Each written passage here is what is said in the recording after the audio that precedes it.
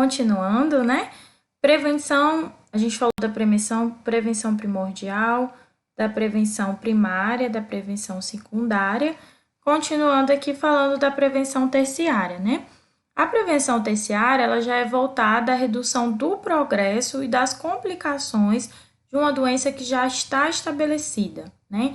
Mediante aí a aplicação de medidas orientadas a reduzir sequelas e deficiências, minimizar o sofrimento e facilitar aí a adaptação dos pacientes ao seu ambiente, tá?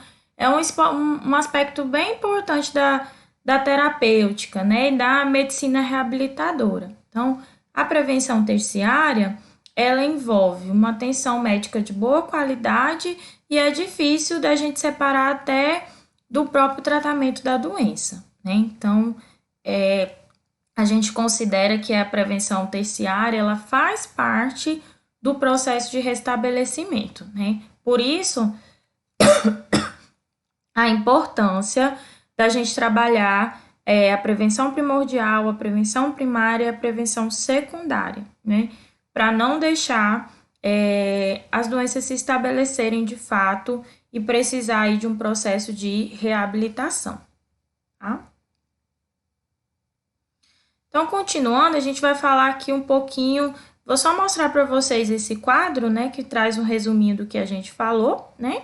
Então, assim, nível de prevenção, primordial, fase da história natural da enfermidade, determinantes distais, ou seja, está distante, mas pode afetar a saúde. População objeto, a população total, né? E um exemplo, medidas restributivas da renda econômica, né? Que a gente sabe que essa questão social impacta diretamente na situação de saúde. Mais do que nunca agora a gente está percebendo esse impacto, tá? Na prevenção primária, o que a gente vai observar? Os determinantes proximais. Quando eu penso em prevenção primária, eu penso em incidência da doença, população objeto, população total ou grupos de alto risco, né?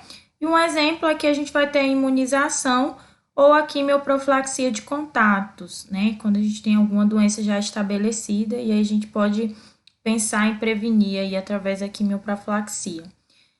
Em relação ao nível de prevenção secundário, né? Então, aí eu já vou estar no estágio pré-clínico ou clínico prévio.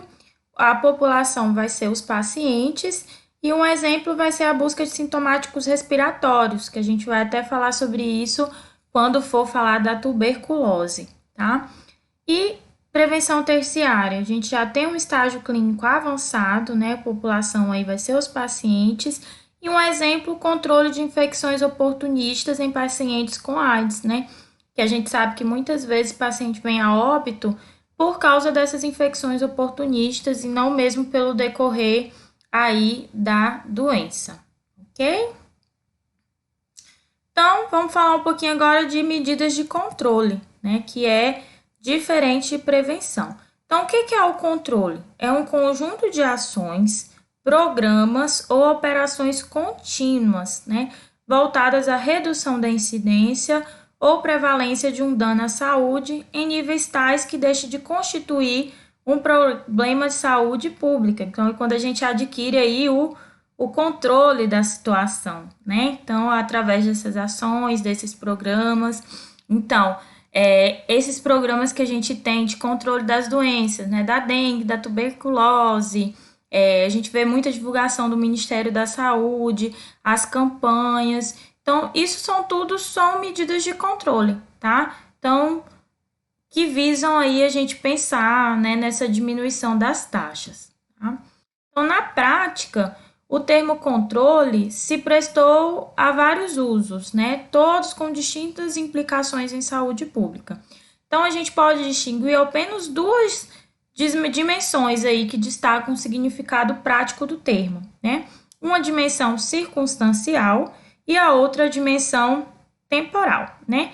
Que depende do cenário específico no qual opera o controle. Então, a gente pode ter, por exemplo, um cenário epidêmico, que aí o controle significa conseguir rapidamente uma curva descendente e, eventualmente, esgotar a epidemia ou seja, o retorno aos níveis esperados. A gente está vivendo isso, né? Então, as nossas ações de controle, pensando no Covid-19, é para a gente conseguir diminuir a curva, né? Então, a questão do distanciamento social, né? Fique em casa. Então, essas orientações, ela tem esse objetivo, né? De diminuir a curva, né? Então, aqui, a dimensão temporal do termo controle sempre envolve o curto prazo, tá? O retorno aos níveis esperados o mais rapidamente possível. Então, aqui, as ações elas estão sendo realizadas para que a gente tenha retorno o quanto antes, né? Que a gente consiga aí, de fato, controlar a doença. Já no cenário não epidêmico, né? A conotação prática aí do termo controle é dependente da dimensão temporal, né? Então, no curto prazo, controle significa o quê? Equilíbrio da situação não epidêmica, ou seja, manter número observado de casos igual ao número esperado, né? Seja esse o nível endêmico ou a ausência de casos. Então, a gente pensa em equilíbrio.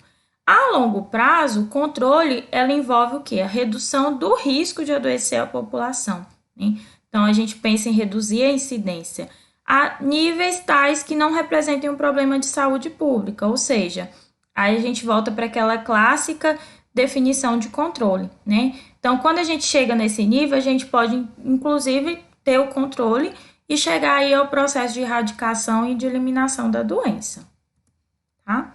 Então, controle da doença refere-se à aplicação de medidas populacionais voltadas a conseguir uma situação de controle da doença, ou seja, reduzir a incidência da doença nos níveis a quais ela deixa de ser um problema de saúde pública, tá? Então, as medidas de controle, gente, vão estar voltadas aí para a redução primária da mortalidade, ou seja, do adoecimento e da mortalidade, né? E esse nível de controle vai depender da doença que a gente está trabalhando, dos recursos empregados, das atitudes da população, vai depender daquele ciclo que a gente estudou, né? Modo de transmissão, porta de entrada, porta de saída, suscetibilidade, né? E com essa questão também das atitudes, porque quando a gente pensa em prevenção e controle, envolve muito a atitude populacional, né? Empenho das pessoas, né? Que nem a gente comentou nas últimas aulas a respeito da imunização, tá? Então, um exemplo aqui que eu trago é o acompanhamento de pessoas sintomáticas respiratórias na comunidade, né? É uma medida que ela é efetiva para a detecção de casos de tuberculose, né? Cujo objetivo é a redução da prevalência de tuberculose pulmonar e, em menor medida, a redução de sua incidência. Então, todo ano, né, a gente tem a campanha para fazer esse controle dessas pessoas, a gente orienta a população, se tiver aí tossindo há mais de 3 semanas, para informar, porque pode ser aí um sintomático respiratório, né? E aí a gente pode diminuir esses casos de tuberculose com as medidas de controle, como, por exemplo, esse acompanhamento dessas pessoas, tá? Então, a partir das próximas aulas, a gente já vai começar a falar das doenças, né, especificamente, tá? Lembrando tudo isso que a gente já falou, tá? Os conceitos de doença transmissível e agora as medidas, né, de prevenção e de controle, tá? Até a próxima aula.